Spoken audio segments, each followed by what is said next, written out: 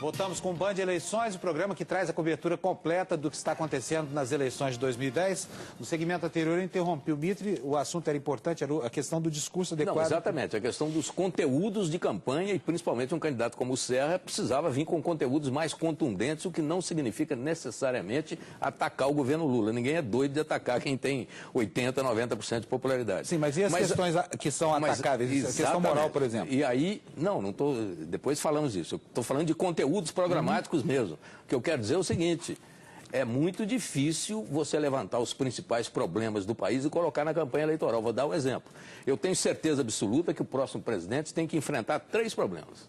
Antes de qualquer coisa, ele tem que enfrentar 3 problemas. O Brasil não pode continuar como está, com a situação da Previdência como está, com a situação, a legislação trabalhista do jeito que está e a questão dos impostos, a questão tributária. São 3 reformas que o próximo presidente terá que fazer. Eu quero ver qual o candidato que vem para o horário gratuito, falar, vote em mim, porque eu vou fazer a reforma da Previdência, eu vou fazer a reforma trabalhista. Mas quando falam, os candidatos dizem a mesma coisa. Iguala. Mas aí não é nada. Veja só, aí não é nada. Eu quero saber quem vai fazer disso uma bandeira. Sem dúvida. Mas veja o que está acontecendo com essa campanha. Quando discutem os temas, dizem a mesma coisa. Quando se apresentam, todos se humanizam e se tornam ela, a mãe do povo, ali mas quando você diz que eles dizem a mesma coisa, eu digo, eles estão fugindo do pau. Então, até porque o programa eleitoral não foi feito para discutir programa de governo, foi feito para eleger o candidato. Eles vão coisa completamente diferente. Agora, quando todo mundo fica parecido, por que você vai trocar? Quer dizer, essa solução de igualar todo mundo, isso é bom para Dilma. Zé, é ótimo para Dilma. É claro. Porque no campo do Zé, já tem o Lula. Já tem o melhor Zé do mundo. E na música do Serra... Mais povo do que o Lula é impossível. Pois é, mas na música do Serra já tem lá, sai o Silva, entra o Zé... Vem cá, mas não está parecendo que há uma certa inversão simbólica de papéis aqui nessa campanha? Porque quem se apresenta como o candidato Paz e Amor é o Serra. Não é? Enquanto ele é um candidato de oposição, é um candidato que vem com um discurso de poucos ataques ao adversário, tentando encontrar uma plataforma galgada na administração. Mas o Paz e Amor, necessariamente, não é uma posição que não sirva para um candidato de oposição. O Lula foi eleito com o Lula, Paz e Amor da oposição. Vamos tentar pôr essa coisa aqui num ponto que é o seguinte: o Mito está falando algo com o qual eu acho que a gente tende a concordar sim, que é o seguinte: qualquer linha. Quer dizer, você ser um candidato de oposição não significa você ser um candidato grosseiro, não significa você ser um agressivo. Tem determinados temas que são inteiramente dispensáveis, seja porque a população não os entende. Por exemplo? Por exemplo, essas baixarias, tipo FARC e relações com... Não, eu acho que essa é uma discussão política relevante em outros termos. Tá? Eu acho que isso não tem cabimento nessa eleição. Eu acho que o que tem para discutir é o que deixou de ser feito, o que precisa ser feito nesse sentido de reformas estruturais. E não é dizer que o cara não quis fazer. Todo mundo sabe a dificuldade que é você governar um país desse tamanho e com as articulações políticas. Você tem um tempo para fazer as coisas. Durante esse tempo deu para fazer ficou um tanto sem fazer. Vamos discutir o que agora, não faltam temas. Eu só quero dizer o seguinte: não faltam temas. Eu vou só citar um, não sei se dá tempo de desenvolver depois. A questão dos municípios. Olha a situação dos municípios no Brasil. Olha a situação da distribuição orçamentária, do bolo tributário, o que vai para os municípios. Sabe o que eu acho? Os municípios recebem 17% do bolo tributário. A União fica com 54%, os governos ficam com entre 24% e 25%. Mas será que se botar isso na televisão as pessoas alcançam? Agora que eu vou entrar. Só que o município é o ente federativo mais próximo da população. Aí é que está a população, entendeu? Aí é que está o povo. Eu quero aproveitar o camarada votando no candidato A ou B por causa de um discurso técnico. Mas isso não é técnico, é porque eu dei o pressuposto técnico. Eu acho que eles comparam perfis, personalidades, temperamentos e grupos. E conexões políticas. Eu não tenho dúvida sobre isso. Mostrar para o nosso telespectador aqui em que base começa a campanha em relação às perspectivas de cada candidato.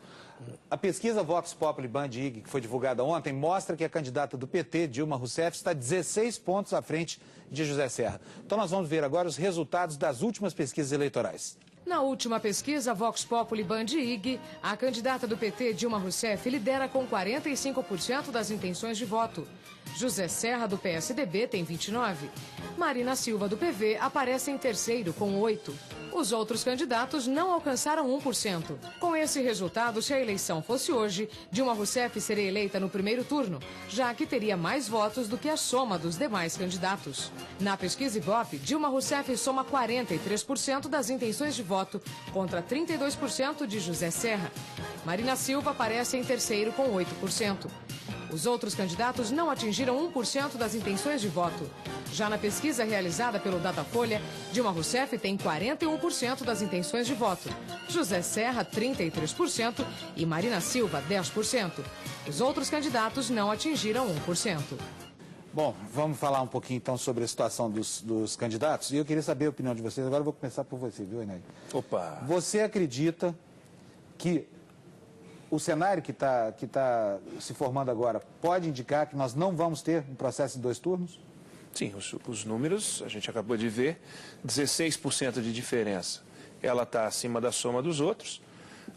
Se a gente pode usar as pesquisas para fazer uma projeção, você está caminhando para uma eleição de primeiro turno. Não só lá, e também em alguns estados uma eleição de primeiro turno, sem dúvida nenhuma. Mas não, eu acho que a possibilidade é claro que existe, a pesquisa está mostrando possibilidade. Mas, pode mudar. Mas essa, não, na minha opinião, não é a maior possibilidade nesse momento. Eu acho que vamos esperar. Nós estamos no segundo dia do horário eleitoral. Eu acho que o horário eleitoral não vira quadro, não subverte o quadro, mas ele pode mexer sim. Ele não é neutro de jeito nenhum, nisso eu concordo com o Meire. Não é neutro, ele pode mexer sim com alguma coisa. Vamos aguardar esses movimentos. Ainda há indecisos, ainda há aqueles que votam em quem o presidente Lula sugerir, mas podem também não votar. Então ainda tem uma área para o Serra trabalhar e pode trabalhar bem. O problema é que esta área, ela está, de certo modo, ocupada pela imagem do presidente Lula. Esse é o problema dele. Então ele precisa atacar aí. Mas que é possível, nós não vamos decretar aqui que não vai ter de jeito nenhum. De jeito nenhum. O João está olhando aqui com a cara de cético. Eu acho que tem uma analogia bacana que é a seguinte: isso aqui nem promessa de casamento. Tá certo? Eu prometo que no dia 3 de outubro eu vou casar com você. Tá? Para que essa promessa seja quebrada, ela é possível de ser quebrada, naturalmente. Como você disse, fato novo, outra paixão, acontece outra coisa, tá certo? Aparece uma outra criatura, me apaixono de novo. Pode acontecer. Agora, a promessa de casamento, em geral, ela chega lá no dia e dá em casamento. Então, eu acho que a pesquisa, nesse sentido, ela está indicando com uma clareza. E agora que é possível a gente fazer verificar algum tipo de convergência desses números, eu acho que esse cenário está se encaminhando. Agora, de novo, eu acho que a questão não é quem vai ganhar, quem vai perder a eleição, é como ganhar e como perder.